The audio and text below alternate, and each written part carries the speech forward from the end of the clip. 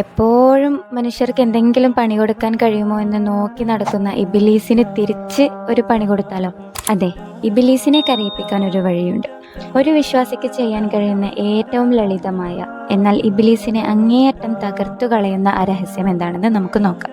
മാഷാ അല്ലാ, ഈ വിശുദ്ധമായ റമദാനിൽ നമ്മുടെയൊക്കെ വീടുകളിൽ മനോഹരമായ ഖുർആൻ പാരായണത്തിന്റെ ശബ്ദങ്ങൾ നിറഞ്ഞു നിൽക്കുന്നതായിരിക്കും. വർഷത്തിൽ ഒരിക്കൽ പോലും ഖുർആൻ ഒന്ന് തൊട്ട് നോക്കാത്തവർ, അല്ലെങ്കിൽ പേരുകൊണ്ട് മാത്രം മുസ്ലിമായി ജീവിക്കുന്നവർ പോലും ഈ പുണ്യമാസത്തിൽ ഒരു ഖത്തമെങ്കിലും ഓതി തീർക്കാൻ ആത്മാർത്ഥമായി പരിശ്രമിക്കാറുണ്ട്. അത് വലിയൊരു കാര്യമാണ്. അള്ളാഹു എല്ലാവരെയും ഹിദായത്തിലാക്കട്ടെ. പക്ഷേ ഇങ്ങനെ ആവേശത്തോടെ ഖുർആൻ ഓതി വരുമ്പോഴാണ് പലരും ആ ഒരു തെറ്റ് ചെയ്യുന്നത്. നമ്മൾ ഖുർആൻ ഓതുമ്പോൾ പല സ്ഥലങ്ങളിലും സുജൂദ് ചെയ്യേണ്ട ഒരു ചിഹ്നം അല്ലെങ്കിൽ ഒരു അടയാളം കാണും, അല്ലെ? പലരും ഈ സ്ഥാനത്തെത്തുമ്പോൾ മടിച്ച് നിസ്സാരമായി പിന്മാറുന്നവരായിരിക്കും. അല്ലെങ്കിൽ ഇതെങ്ങനെയാണ് ചെയ്യുക, അല്ലെങ്കിൽ ഈ സുജൂദ് ചെയ്താൽ തന്നെ എന്താണ് ചൊല്ലേണ്ടത് എന്നൊക്കെ അറിയാത്തത് കൊണ്ട് മാത്രവും ആ സുജൂദ് ഒഴിവാക്കി പോകുന്നവരുമുണ്ട്.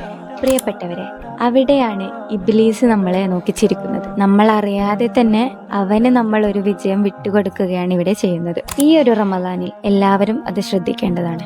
നബിതങ്ങൾ പറയുകയാണ്, ആദം സന്തതി സജദയുടെ ആയത്തോതുകയും സുജൂദ് ചെയ്യുകയും ചെയ്താൽ പിശാച് കരഞ്ഞുകൊണ്ട് മാറി നിൽക്കും. അവൻ പറയും, എനിക്ക് നാശം. ആദം സന്തതിയോട് സുജൂദ് ചെയ്യാൻ കൽപ്പിക്കപ്പെട്ടു, അവൻ അത് ചെയ്തു, അവന് സ്വർഗമുണ്ട്. എന്നോടും സുജൂദ് ചെയ്യാൻ കൽപ്പിക്കപ്പെട്ടിട്ടുണ്ട്, പക്ഷെ ഞാൻ വിസമ്മതിച്ചു, അതിനാൽ എനിക്ക് നരകമാണുള്ളത്. സുഹൃത്തുക്കളെ, ഇബ്ലീസ് സ്വർഗത്തിൽ നിന്ന് പുറത്താക്കപ്പെട്ട കഥ എല്ലാവർക്കും അറിയുന്നതാണല്ലോ.